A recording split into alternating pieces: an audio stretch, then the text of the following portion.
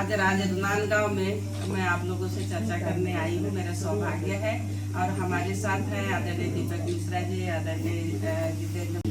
महीना हमारा ये प्रोग्राम चलेगा, उसके कोऑर्डिनेटर और सभी यहाँ उपस्थित प्रेस के साथियों, हमारे बीच हमारी दीदी कुलदेवी नेताम जी उपस्थित हुई है, वो आप लोगों को संबोधित करेंगी। मैं दीदी को आमंत्रित करता हूँ। जी जी, ये जो नई योजना लाई है जी राम जी मनरेगा को चेंज करके, उसको लेके क्या कहना चाहते हैं? मनरेगा बचाओ संग्राम। मनरेगा एक गरीब और मजदूर और किसान और बेरोजगारों के लिए जीवनदायिनी योजना थी। कांग्रेस ने हमेशा गरीब मजदूर किसान के लिए योजना लॉन्च की और वो गारंटी के साथ किया। कानून बनाया ताकि जो गांव में रहते हैं उनको बराबर 100 दिन का काम मिले, और काम नहीं है, काम नहीं दे पा रहे हैं तो आवेदन करेंगे तो 15 दिन के अंदर उनको भत्ता देने का भी गारंटी था। वो सारे नियम को इन्होंने नाम बदलकर सारे नियम को चेंज करने का काम किया है और राज्य सरकार को थोपा गया कि 40% आप देंगे, 7% केंद्र सरकार देगी। कि राज्य सरकार ऐसी कर्ज में डूबे हुए हैं तो 40% कहाँ से देगी। और पूरा ये योजना ध्वस्त करने की योजना है मोदी सरकार की, ख़त्म करने की योजना है। और इस योजना से अब जो मजदूर हैं उनके पेट में लात मारने का काम किया है। कांग्रेस पार्टी ने सड़क से लेकर सदन तक इस योजना वापस, इस बिल को वापस ले, इसका दबाव बनाएगी और लड़ाई लड़ेगी। नाम में क्या आंदोलन करेंगे? नाम तो बदलते रहते, 125 दिन काम दे दिए और राज्य सरकार में वही लोग बैठे हैं। कांग्रेस का नाम पे विरोध नहीं है, जो उन्होंने बिल लाया है, जिस तरह से योजना वो लॉन्च किया है, उस पे विरोध है। क्या करें इस पे, क्या कर रहे हैं आप लोग? इसमें जो योजना है 8 जनवरी से लेकर पूरा 25 फरवरी तक, जो 25 फरवरी से लेकर हम ग्राम पंचायत, वार्ड, ब्लॉक, जिला और प्रदेश स्तर से लेकर पूरे इंडिया में कांग्रेस कमेटी इसका विरोध कर रही है। लोगों के हक मारा जा रहा है, मजदूरों का हक छीना जा रहा है, किसानों का हक छीना जा रहा है। उनको अधिकार दिलाने के लिए ये कांग्रेस कमेटी लड़ाई लड़ेगी। सरकार कह रही है इसे और प्रभावी बना दिया गया है, योजना के जो प्रावधान है उसे बढ़ा दिया गया, क्षेत्र बढ़ा दिया गया, कृषि को शामिल कर दिया गया, इसमें तो बहुत सारी नई चीजों को शामिल किया गया है। कहा, तो कांग्रेस इसको कैसे देखती है? कहाँ पे आप बताइए ना, कहाँ पे किस आधार पर उनको ज्यादा काम मिल रहा है? आज ग्राम पंचायतों में सूखा है, चाराने का काम नहीं हो रहा है।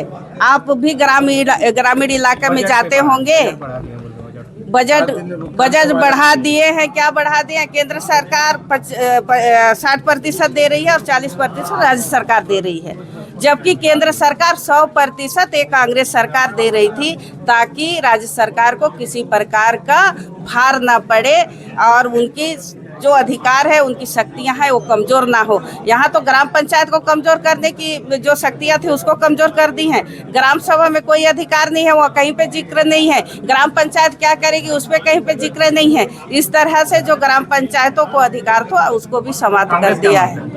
कांग्रेस यही मांग कर रही है कि जो पिछले बार जिस तरह से इस योजना को लाभ मिलती थी, जो गारंटी के साथ कानून बनाया गया था, वही कानून वापस आए। वही पूरी अधिकार जो मजदूरों के लिए बना था, किसानों के लिए बना था, वो वापस, ये कांग्रेस की मांग है। लोगों का श्रम के लिए शोषण, शहरों की ओर मजदूरी में होने वाली पलायन में वृद्धि, पंचायतों की शिकायत अधिकार और जरूरत समाप्त हो जाएगी। मनरेगा बचाओ संग्राम की डॉक्टर मनमोहन सिंह जी कांग्रेस के प्रधानमंत्री थे, आदरणीय सोनिया गांधी जी के साथ। जिस तरह से ये महात्मा गांधी राष्ट्रीय ग्रामीण रोजगार गारंटी के नाम से इसको लागू किया था, ताकि जो गांव के हर मजदूर, हर बेरोजगार को काम मिले और 100 दिन का काम मिले। और हम 100 दिन का काम मिले ये गारंटी के साथ उन्होंने इसको लॉन्च किया था। उसके बाद काम नहीं है तो वो व्यक्ति आवेदन कर सकता है और 15 दिन के अंदर उसको काम देना जरूरी हुआ करता था। ये गारंटी था। और यदि हम काम नहीं दे पा रहे हैं तो उनको भत्ता देने का अधिकार था। 6 साल तक ये रहा कांग्रेस की सरकार। उसके बाद से देखा होगा कि कोरोना महामारी के दौरान जब मोदी सरकार ने बिना किसी योजना के लॉकडाउन लागू कर दिया, उसके चलते लाखों प्रवासी मजदूर घर लौटने के लिए मजबूर हुए और काम से वंचित हो गए। ऐसे समय में मनरेगा ने 4 करोड़ 60 लाख परिवारों को रोजगार दिया। 2006 में लागू होने के बाद से अब तक मनरेगा के तहत कुल मिलाकर 180 करोड़ से अधिक कार्य दिवस मनाए हैं। मोदी सरकार का अब तक का रिकॉर्ड उसकी मंशा को साफ दिखाई देता है।